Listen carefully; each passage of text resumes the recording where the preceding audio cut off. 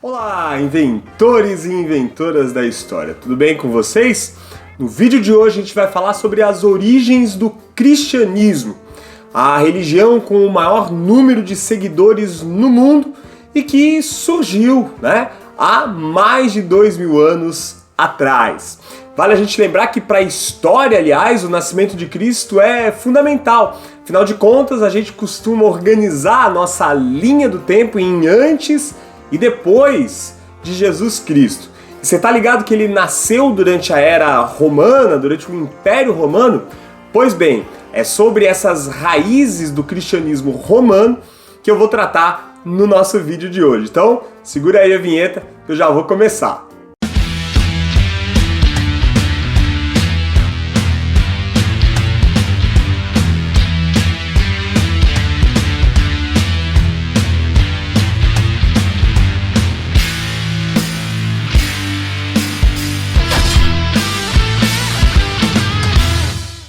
Muito bem, bem-vindos a mais um vídeo especial aqui do Inventando História.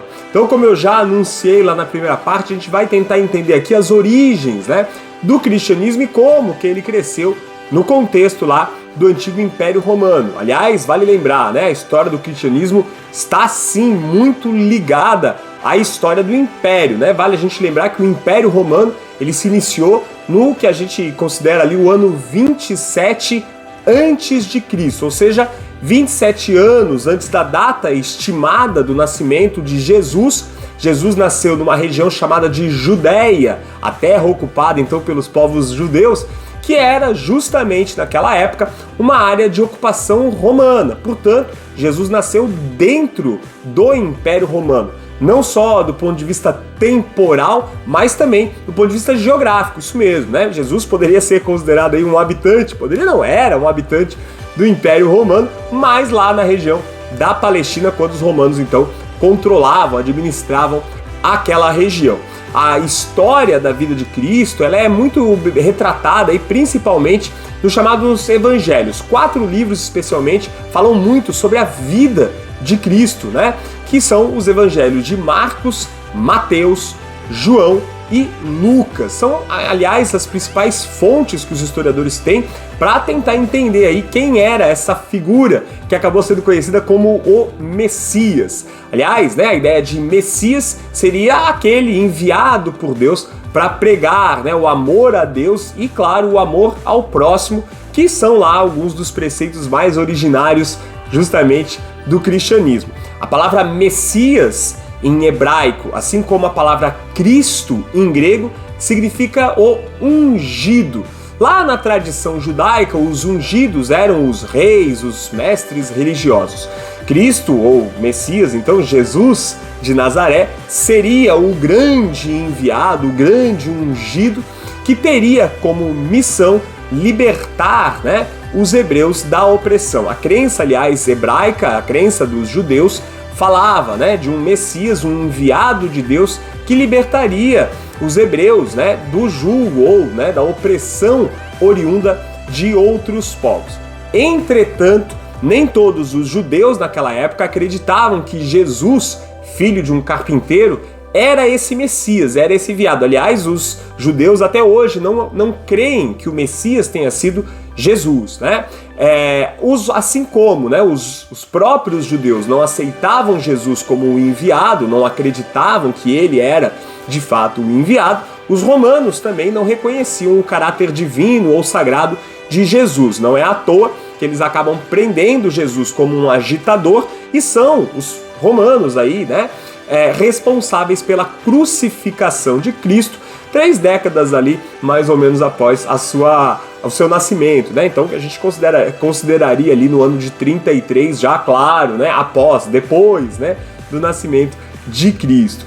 Esse julgamento e essa condenação pela cruz eram relativamente comuns na história de Roma. Essa era a punição, que era dada aí a muitos dos considerados criminosos em Roma. Vale a gente lembrar, por exemplo, que após uma revolta, de escravos, a revolta de Espartaco, Crasso, por exemplo, ainda no período republicano, teria mandado crucificar mais de 6.000 escravizados, ao longo da Via Ápia, principal via de acesso a Roma. Portanto, né, a cruz vai ganhar um caráter, né, de elemento simbólico do cristianismo após a morte de Jesus. Aliás, boa parte da crença cristã consiste na ideia de que a paixão, o sofrimento de Cristo na cruz teria servido para purificar a alma dos seus seguidores. Não é à toa que na tradição católica, pelo menos, canta-se, né, que o Cordeiro de Deus tirou os pecados do mundo. Tirou através desse sofrimento e dessa morte na cruz. Isso reforça a crença, né, do cristianismo. Além disso, essa tradição, ela pressupõe que Cristo, 3 dias após essa crucificação, teria ressuscitado, caminhado entre os vivos e finalmente sido arrebatado aos céus, né? Onde, né, se aguarda então a ideia de um juízo final na qual todos, né, teriam as suas almas salvas, aí claro, desde que sejam seguidores dessa tradição religiosa. Mas eu quero chamar a atenção aqui para a parte histórica, né, e não religiosa. Afinal de contas, a crença aí, cada um tem a sua. O que nos interessa aqui é a gente entender historicamente, né, por que essa religião, ou como o cristianismo se expandiu, né, mesmo sendo rejeitado aí pelos romanos e pelos próprios judeus, né, naquele momento. A história de morte e ressurreição de Cristo se difundiu muito rapidamente e a crença em Cristo passou a ser muito comum, principalmente entre os escravizados e as pessoas mais pobres dentro do Império Romano. Em diversas regiões sob o domínio de Roma, você encontrava agora pessoas que conheciam e que levavam adiante essa história, convencendo outras pessoas de que essa era sim uma religião mais justa, principalmente pelo fato de que o cristianismo pregava, além do amor ao próximo, do desapego dos bens materiais e as preocupações principalmente com as questões do espírito, o cristianismo falava de igualdade, além da ideia de uma salvação e de uma vida eterna para todos, independente de a pessoa ser rica ou ser pobre. Isso acabou fazendo muito sucesso, trouxe muitos seguidores dentro de Roma e aos poucos o número de cristãos foi aumentando significativamente, ao ponto eles começarem a virar um problema para as autoridades romanas. Isso devia-se principalmente ao fato de que os cristãos eles se recusavam a servir o exército, também criticavam os espetáculos violentos, as lutas de gladiadores ou outros tipos de espetáculo desse tipo. Os cristãos também se recusavam a participar de celebrações que envolviam a adoração ao imperador, figura essa vista como sagrada dentro da tradição romana. Ao mesmo tempo, né, que os romanos criticavam o fato de que os cristãos não aceitavam, né, esse caráter aí sagrado, esse caráter divino do próprio imperador. Essas posições acabaram fazendo com que os cristãos fossem perseguidos em diversos momentos da história do Império. Claro que havia alguns imperadores que levavam mais a sério essa ideia de perseguir os cristãos e outros eram mais tranquilos em relação a isso. Em geral, os romanos eram bastante tolerantes aí em relação a outras práticas religiosas. Mas essa posição, como eu falei, levava os cristãos aí muitas vezes a situações complicadas. Entre elas, por exemplo, além das perseguições, os cristãos eram proibidos de enterrar os seus mortos dentro dos limites das cidades romanas. Isso fez com que eles começassem a criar as famosas catacumbas. Eram corredores subterrâneos com as paredes enfeitadas com alguns afrescos, onde eles, então, guardavam, né, os corpos dos cristãos já falecidos. Essas catacumbas hoje são, inclusive, destinos turísticos aí, espalhados, né, por várias áreas do antigo Império Romano. Eram locais secretos, escondidos um pouco mais afastados dos centros das cidades, mas locais muito importantes, onde os cristãos, inclusive, se reuniam para discutir a sua doutrina, para debater a sua fé e, claro, para fazer a adoração ao seu Deus. A situação dos cristãos dentro do Império Romano só começaria a melhorar lá por volta do século IV d.C., mais especificamente no ano de 313, quando é decretado o Édito de Milão. Esse édito foi criado por um imperador chamado Constantino. O imperador Constantino estabeleceu com essa lei, com essa legislação, a tolerância em relação às práticas religiosas dos cristãos e liberava que eles organizassem os seus cultos sem qualquer tipo de incomodação. Vale a gente lembrar aí, então, que o cristianismo, aos poucos, né, foi ganhando liberdade e foi crescendo realmente dentro do Império, passando a contar aí com o suporte e o apoio até mesmo das autoridades. O Edito de Milão, portanto, estabelecia uma espécie de proibição de perseguição aos cristãos. Se no início do século IV os cristãos deixaram de ser perseguidos, no final desse mesmo século eles se tornaram os perseguidores. Isso porque, a partir de 380, com o Edito da Tessalônica, estabeleceu-se, a partir da determinação do imperador Teodósio, que o cristianismo se tornava a religião oficial dos romanos. Essa imposição estabelecia uma proibição de outras práticas religiosas dentro dos limites do império.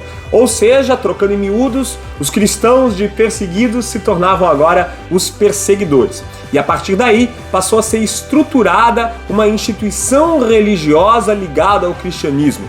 Nascia a Igreja Católica Romana, né? Que até hoje está presente aí e tem sua sede justamente lá no Vaticano, encravado na cidade de Roma, que era, né? Então, o centro do grande Império Romano lá na Antiguidade. Vale a gente, entretanto, destacar aqui que o catolicismo não é a única crença cristã que nós temos hoje, né? Ao longo da história, o cristianismo foi se fragmentando, sendo uma das mais importantes fragmentações ocorridas ainda lá no século XI, no ano de 1054, quando ocorreu o Cisma do Oriente, primeira grande divisão da cristandade, com o surgimento, por exemplo, da Igreja Ortodoxa Grega lá, ligada ao Império Bizantino, por exemplo.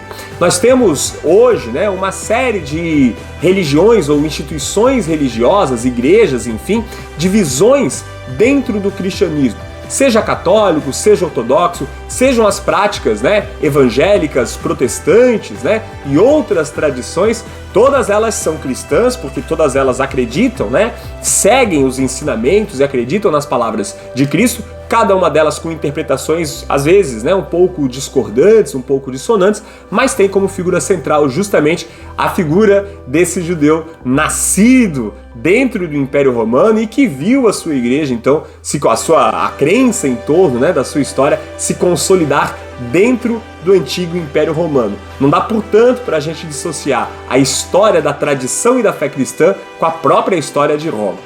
Espero que vocês tenham gostado das informações que eu trouxe para vocês na nossa aula de hoje. E claro, se gostou, dá o seu like aqui no vídeo, compartilha ele com os seus amigos, ajuda a gente aqui a expandir a palavra do Inventando História, ok? Muito obrigado a todos vocês que ficaram conosco até aqui e até a próxima. Tchau!